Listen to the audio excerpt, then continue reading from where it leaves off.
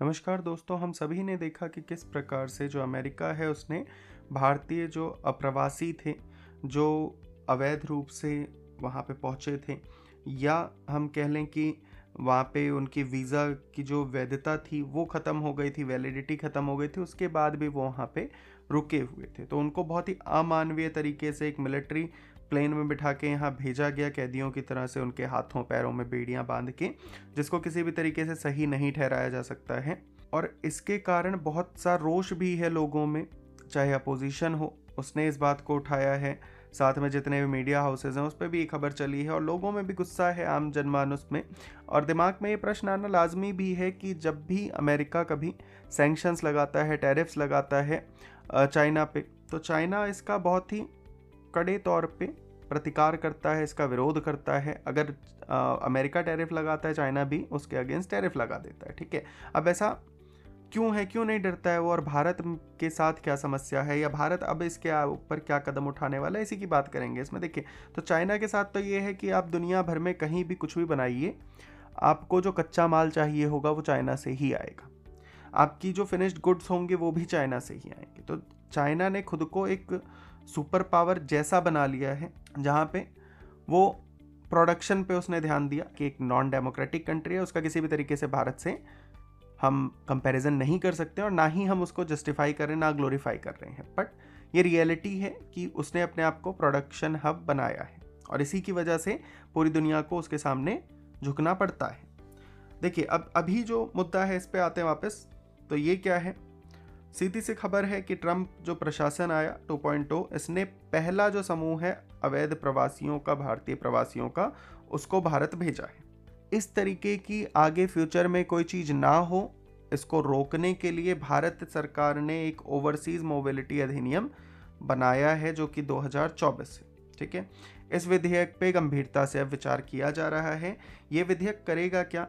ये विधेयक सुनिश्चित करेगा कि जो भी अप्रवासी हैं उनके लिए एक अच्छा कानूनी ढांचा तैयार किया जा सके, जिससे उनकी सुरक्षा मित प्रवासन को बढ़ावा मिले। पृष्ठभूमि जान लेते हैं। देखिए, एक जो संसदीय स्थायी समिति है विदेशी मामलों पर, इसने एक रिपोर्ट साझा की जिसमें इस विधेयक के बारे में पता चला। ठीक है, इसके अध्यक्ष कौन है? तो ये याद रखने योग्य बात है कि शशि थरूर जो हैं कांग्रेस के सांसद, वो इसके अध्यक्ष हैं। रिपोर्ट क्या करती है? 1983 के अप्रवासन अधिनियम को बदलने की तत्काल आवश्यकता को रेखांकित करती है, बताती है, क्योंकि ये काफ़ी पुराना कानून हो गया है और अभी जो परिवेश है वो बदलता जा रहा है। तो उस परिवेश में आज एक नए कानून की आवश्यकता है, ना कि उस पुराने कानून। अब इस कानून से होगा क्या कि जो भी लोग विदेश में नौकरियों वगैरह की तलाश करेंगे, उनको प्रवासन में आसानी होगी और वो उसको सुरक्षित भी बनाया जा सके। मसौदा जो है इसको 15 से 30 दिनों तक सार्वजनिक परामर्श के लिए रखा जाएगा और इसके बाद अंतर मंत्रालयी परामर्श के लिए इसको रखा जाएगा और फिर जो संशोधित मसौदा होगा उसको कैबिनेट के सामने पेश कर दिया जाएगा और कैबिनेट नोट फिर इस पर तैयार किया जाएगा। अब प्रवासन कानून में बदलाव की जरूरत, जैसा कि बताया कि ये अभी की जो बदलती परिस्थितियां हैं, वैश्विक परिवेश है, उसमें जो पुराना कानून है वो फिट नहीं बैठता है, तो इसके लिए इसमें बदलाव की आवश्यकता है।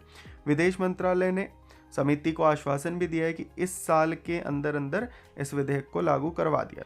यहीं पे हाउस पैनल जो है उसने भी सरकार से कहा है कि विधेयक के जो भी प्रमुख बिंदु होंगे उस पर हमें भी यहाँ पे सलाह देने दी जाए। 20,000 अवैध प्रवासी जो हैं, भारतीय हैं, इनको ट्रंप सरकार निर्वासित करने की योजना बनाई है। अभी अगर हम बात करें अमेरिका में, तो लगभग 7.5 लाख अवैध प्रवासी भारतीय वहाँ पे रहते हैं, जो कि मध्य और लैटिन अमेरिका के बाद सबसे बड़ा समूह है। अब भारतीय प्रवासियों के लिए सरकार क्या पहल कर रही है, क्या कदम उठा रही है? तो सबसे पहले तो प्रवासी जो है उनके संरक्षण के लिए पहल उठाई जाएगी, जहाँ पे जो दूतावास और वाणिज्यिक दूतावास होंगे वो यहाँ पे प्रवासी भारतीयों की शिकायतों आदि का निपटारा करेंगे। जागरूकता और परामर्श को बढ़ाया जाएगा, बताया जाएगा कि कौन सी सुरक्षित प्रवासन की प्रक्रियाएं हैं, कैसे हमें एजेंट वगैरह का वेरिफिकेशन करना चाहिए, कैसे नौकरियों को देखना चाहिए, और जो वैध नौकरियां हैं उन्हीं को जो एजेंट है वो भी बताएं। और फिर सतर्क किया जाए लोगों को कि इस तरीके की जालसाजी होती है, ठगी होती है, तो इससे भी बचने की जरूरत है। फिर अगला जो इसमें कदम रहेगा वो यही रहेगा कि शिकायतों का समाधान जल्दी से जल्दी हो, चाहे दुर्व्यवहार हुआ हो किसी अप्रवासी के साथ, अनुबंध का उल्लंघन हो, वेतन ना मिले या एजेंट द्वारा ही धोखाधड़ी की जाए।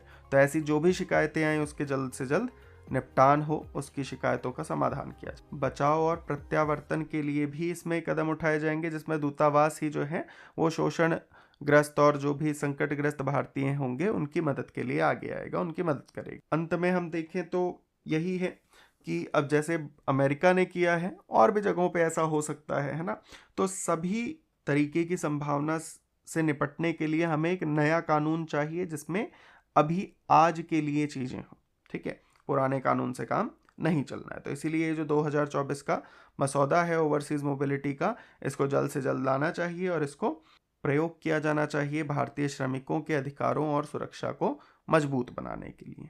आप इस बारे में क्या सोचते हैं, कमेंट में अपनी राय जरूर रखें। अंत में आपके लिए एक प्रश्न, आपको बताना है किस देश में प्रवासी भारतीय नागरिकों की संख्या सबसे अधिक है, ठीक है, संयुक्त अरब अमीरात, संयुक्त राज्य अमेरिका, सऊदी अरब या फिर नेपाल। कमेंट में आप अपने आंसर्स लिखें।